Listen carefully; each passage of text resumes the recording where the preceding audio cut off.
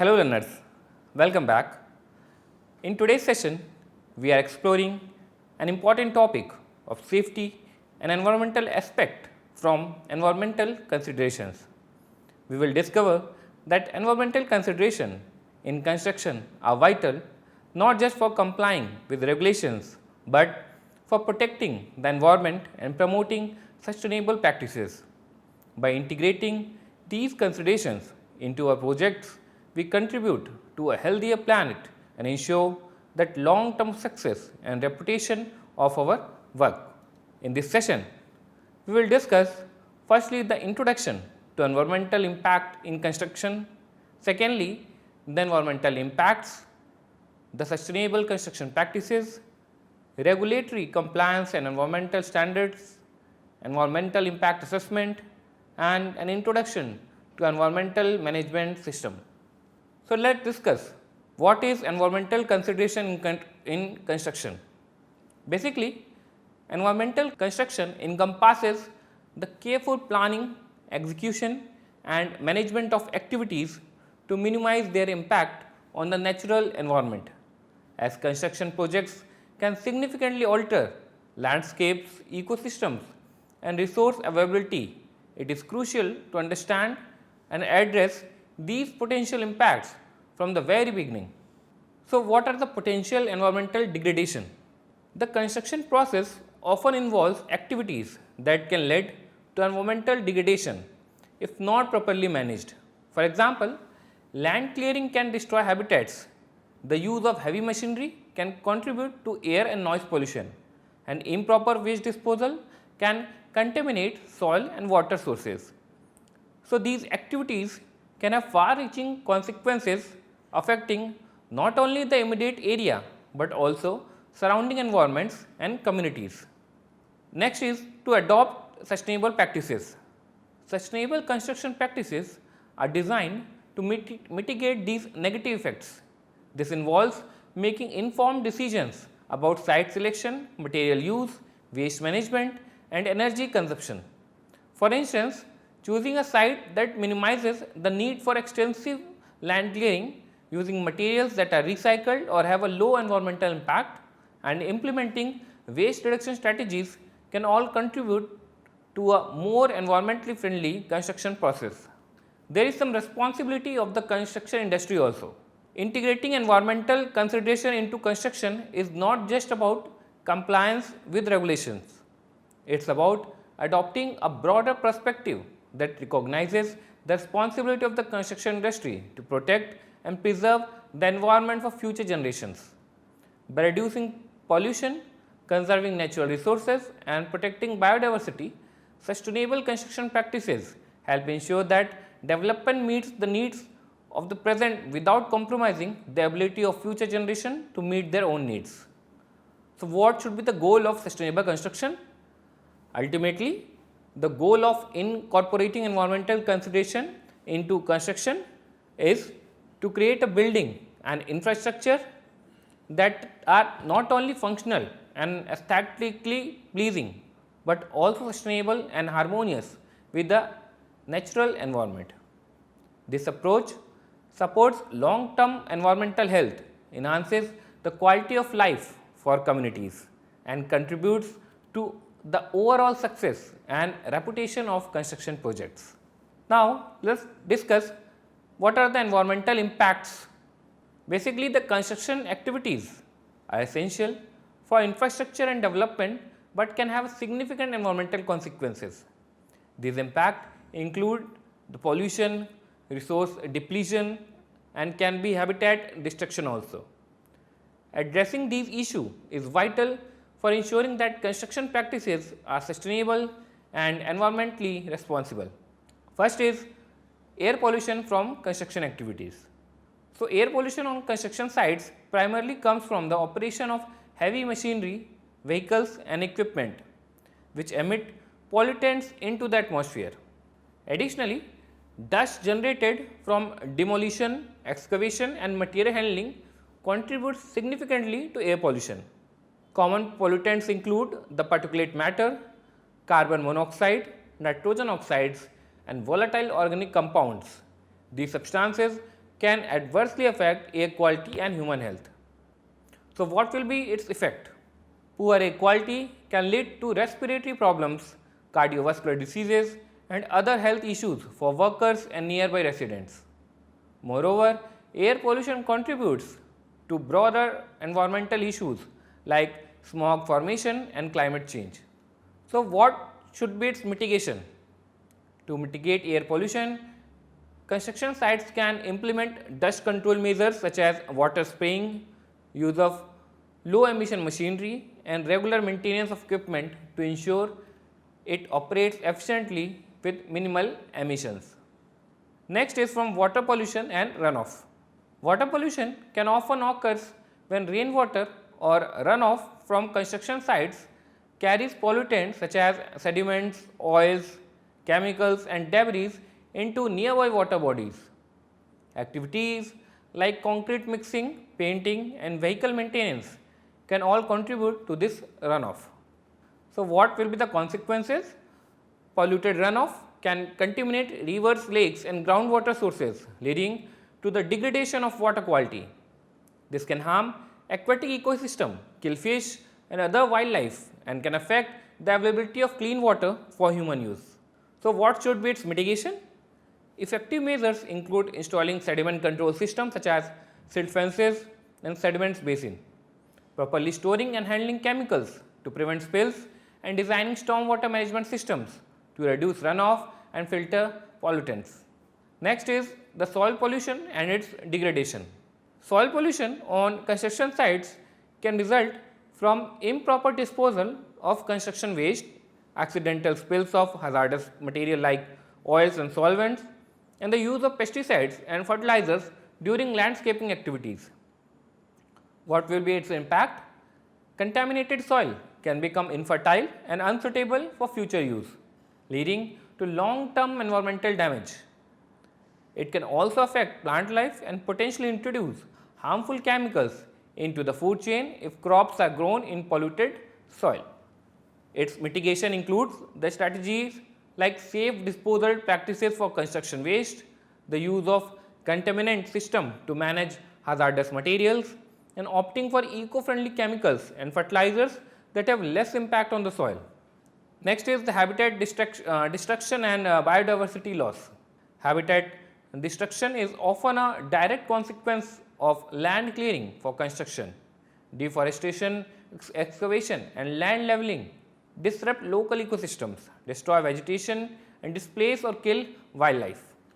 So, its impact includes the destruction of habitats leads to a loss of biodiversity as many species lose their homes and food sources. This can cause local wildlife populations to decline and disrupt ecological balance, potentially leading to the extinct of vulnerable species. Its mitigation will be to minimize habitat destruction. Construction projects should prioritize site selection that avoids sensitive or ecologically valuable areas. Additionally, efforts such as restoring habitats post construction, preserving existing vegetation and creating wildlife corridors can help protect biodiversity. So, resources depletion from material consumption. The construction industry is a major consumer of natural resources including minerals, metal, timber, water, etc. The extraction and the processing of these materials can lead to resource depletion and environmental degradation. Its impact include the over extraction of resource like timber can lead to deforestation, which negatively impacts carbon sequestration, disrupt water cycle and reduce biodiversity. The heavy use of water in construction can strain local water supplies, particularly in areas already facing water scarcity. So, what should be its mitigation? Sustainable practices such as using recycled or sustainably sourced materials, optimizing designs for material efficiency and incorporating water saving technologies can help reduce the environmental footprint of construction projects.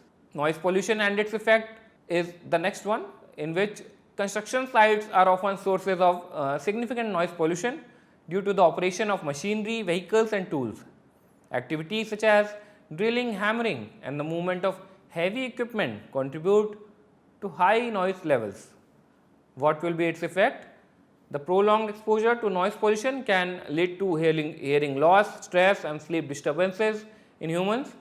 For wildlife, excessive noise can interfere with communication, breeding and feeding behaviors, leading to negative impacts on local ecosystems. Its mitigation include construction sites can limit noisy activities to specific hours, use noise barriers around site and ensure that machinery is well maintained to operate as quietly as possible. Waste generation and management challenges. Construction projects generate a variety of waste materials including concrete, metals, wood and hazardous materials like asbestos and lead. If not managed properly, this waste can pose serious environmental risk. Improper waste management can lead to environmental contamination, increased use of landfills and the depletion of natural resources. Construction waste can also pollute water bodies and soil, leading to a broader ecological damage. So, what are its mitigation? Effective waste management practices include reducing waste generation through efficient use of materials, implementing recycling and reuse programs, and ensuring the proper disposal of hazardous waste in compliance with environmental regulations. In the next topic, we will be discussing about sustainable construction practices. Firstly, the concept of resource efficiency involves the careful and efficient use of materials, energy and water throughout the construction process to minimize environmental impact. For example, using recycled materials, incorporating recycled steel, concrete and other materials reduces the demand for new resources and lowers the environmental footprint. Optimizing design for material efficiency. Designing buildings with efficient use of space and materials helps reduce waste and overall resource consumption. Incorporating renewable energy sources. Utilizing solar panels, wind turbines and other renewable energy technologies on construction site reduces reliance on fossil fuels and lowers carbon emissions. Next is the waste management. Effective waste management in construction focuses on reducing waste generation, reusing materials whenever possible and recycling to minimize the amount of waste that ends up in landfills. So, strategies including the segregating waste at the source, separating different types of waste, for example, metal, wood, concrete on site to facilitate recycling and proper disposal. Reusing material on site. Materials such as bricks, timber and concrete blocks within the same project reduces the need for new materials and minimizes the waste. Proper disposal of hazardous waste, ensuring that hazardous material like asbestos, lead and chemicals are disposed of in accordance with environmental regulations to prevent contamination and harm. Next is the green building techniques. So, the concept of green building techniques involves the use of eco-friendly materials and design that promote energy efficiency, reduce environmental footprints and create healthier living environments. For example, use of sustainable building materials, selecting materials that are sustainably sourced such as bamboo, reclaimed wood and recycled steel helps reduce environmental impact.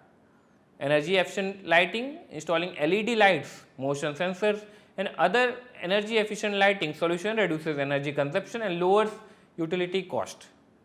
Maximizing natural light and ventilation, designing buildings to make the best use of natural light and ventilation reduces the need for artificial lighting and mechanical ventilation, leading to energy saving and improved indoor air quality. Next, we will be dealing with the regulatory compliance and environmental standards. So, the concept behind is the adherence to environmental regulation is essential for ensuring that construction activities do not harm the environment. Compliance with these regulations is mandatory and helps prevent legal penalties, project delays and reputational damage. Environmental regulations cover a broad range of issues including air and water quality, waste management, habitat protection and noise control.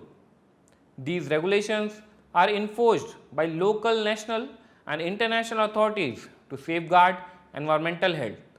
First, we will discuss about air and water quality regulations. Regulations often require construction sites to control emissions of pollutants like particulate matter, volatile organic compounds and nitrogen oxides. Compliance may involve using low emission equipment and implementing dust control measures and monitoring air quality. For example, the Clean Air Act sets limit on air pollutant from the construction activities and mandates the use of best available technologies to reduce emissions. Next is the water quality. Water protection regulations focus on preventing contamination of water bodies by construction runoff, sediments and chemicals. Compliance require implementing stormwater management plans, controlling erosion and ensuring proper wastewater disposal. For example, the Clean Water Act in the US requires construction sites to obtain permits for discharging stormwater and mandate the use of best management practices to minimize water pollution. Next is the waste management regulations. Environmental standards often include specific guidelines for the reduction, segregation, recycling and disposal of construction waste. Compliance involves managing hazardous materials safely, reducing waste generation and recycling as much as possible. For example, regulations may require construction companies to develop waste management plans that outline procedures for handling different types of waste such as hazardous and non-hazardous materials. So, what are hazardous waste? Handling and disposing of hazardous waste like asbestos, lead and chemicals are strictly regulated to prevent environmental contamination and health risk. Proper documentation, storage and disposal practices are required by law. Next is the habitat protection and conservation laws. Biodiversity and ecosystem preservation includes the regulation often require construction projects to avoid, minimize or mitigate harm to local ecosystems and wildlife habitats. Compliance may involve conducting environmental impact assessments, preserving natural habitats and implementing conservation measures. The Endangered Species Act in the US prohibits construction activities that could harm endangered species or their habitats, requiring projects to develop mitigation plans if such risks are identified. Land use and site selections regulation may dictate where construction can occur, particularly in areas with sensitive ecosystems or protected lands. Compliance require careful site selection and often mandates environmental restoration or offsetting impact when construction cannot avoid affecting natural areas. For example, the land use regulations may include zoning laws that restrict development in protected areas, wetlands or forest, requiring special permits or alternative site assessments. Now, we have to understand about the local, national and international standards. Local standards include municipal codes and ordinances that address specific environmental concerns in a given area such as noise limit, local water quality standards and waste management rules. For example, a city might have specific noise ordinance that restrict construction activities during certain hours or require noise barriers to protect residential areas. National standards set the framework for environmental protection across country, providing guidelines that all construction projects must follow. These standards ensure a baseline of environmental protection and are often enforced by federal agencies. For example, National Environmental Policy Act (NEPA) in the US requires federal agencies to assess the environmental effects of their proposed actions before making decisions. Some are the international standards, global standards and agreements such as those set by the United Nations or the International Organization for Standardization promote sustainable practices across borders and ensure that construction projects meet international environmental benchmark. For example, ISO 14001 is an international standard for environmental management system that helps organizations improve their environmental performance through more efficient use of resource and reduction of waste. Promoting sustainable practices through compliance. First one is sustainability and legal compliance. Beyond meeting legal requirement, compliance with environmental regulations promotes sustainable construction practices. By adhering to these standards, construction companies can reduce their environmental footprint, improve resource efficiency and contribute to the long-term health of ecosystems. Next is the reputation and market advantage. Companies that consistently comply with environmental regulations and adopt sustainable practices are more likely to be viewed favorably by clients, investors and regulators. This can lead to a competitive advantage as environmentally responsible companies are often preferred in bidding processes and by environmentally conscious clients. Next topic will be your environmental impact assessment. So, what is the purpose of EIA? It is a systematic process used to evaluate the potential environmental effects of a proposed construction project before any work begins. It serves as a critical tool for identifying, predicting and analyzing the impacts that a project might have on the environment. So, what will be its objective? The primary goal of an EIA is to ensure that environmental considerations are integrated into the decision making process of project planning. By assessing potential impacts early, EIAs help in making informed decisions that promote sustainable development and environmental protection. So, the process of EIA include first is the screening, which determines whether a project requires a full EIA based on factors like project size, location and potential environmental risk. So, outcome will be project with minimal environmental impact may be exempted, while those with an significant potential impact proceed to the scoping stage. Next is the scoping. Its purpose is to identify the key environmental issues and concerns that needs to be addressed in the EIA. This step involves consultation with stakeholders including local communities, regulatory authorities and environmental experts. Outcome will be the detailed scope is established outlining the specific areas of focus for the EIA such as air quality, water resources, biodiversity and social economic impacts. Impact assessment includes the systematically identifies and evaluates potential environmental impacts of the proposed project. This includes both direct and indirect effects as well as cumulative impacts over time. So, what are the activities involved in this? First is the data collection, in which we have to gather baseline environmental data to understand the existing conditions of the project site. Next is the impact prediction, in which we are using the models and analysis to predict how the project will alter the environment. Next is the significance evaluation, in which we have to assess the magnitude, duration and the likelihood of each identified impact. Next is the mitigation measures, in which we have to develop the strategies to avoid, minimize or compensate for identified environmental impacts. Mitigation measures aim to reduce negative effects on the environment and enhance positive outcomes.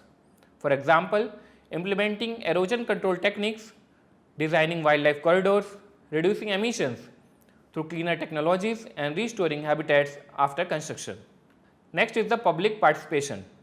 So, the purpose is to engage the public and stakeholder in the EIA process to gather input, address concerns and ensure transparency.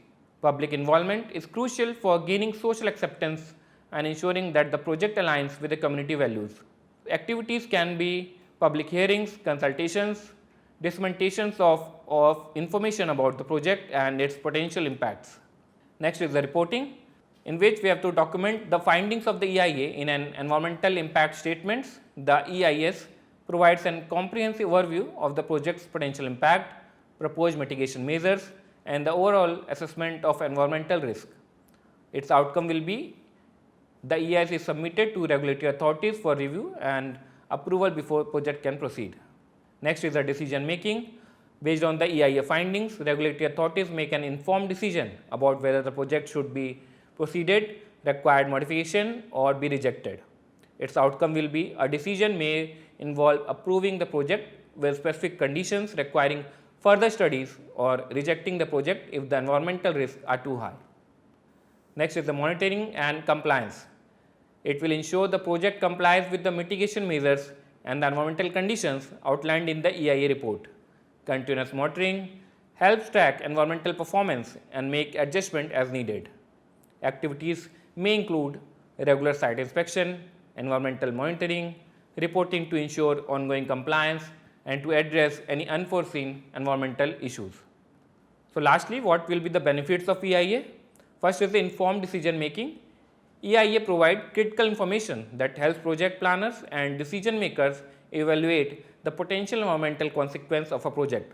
This leads to more informed and balanced decisions that consider both development needs and the environmental protection. Next is the enhanced project planning. EIA integrates environmental consideration into the early stages of project planning.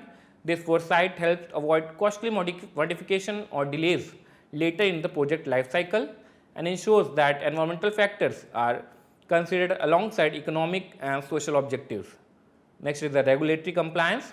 Conducting an EIA ensures that a project complies with environmental laws and regulations. It helps avoid legal challenges, fines and other delays. Risk management. EIAs identify potential environmental risks and propose strategies to manage them effectively. This reduces the likelihood or unforeseen environmental issues arising during project's implementation and thereby protecting the project's viability and reputation. Last topic is the EMS. This is an environmental management system.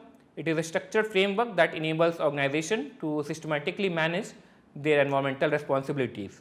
It integrates environmental consideration into all aspects of business operations, ensuring that environmental impacts are continuously monitored, managed and improved.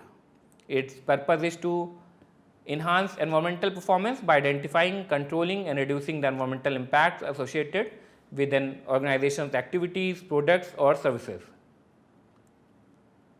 Component of EMS include firstly the environmental policies. The purpose is to foundation of an EMS that environmental policy outlines the organization commitment to environmental management. Next is the planning.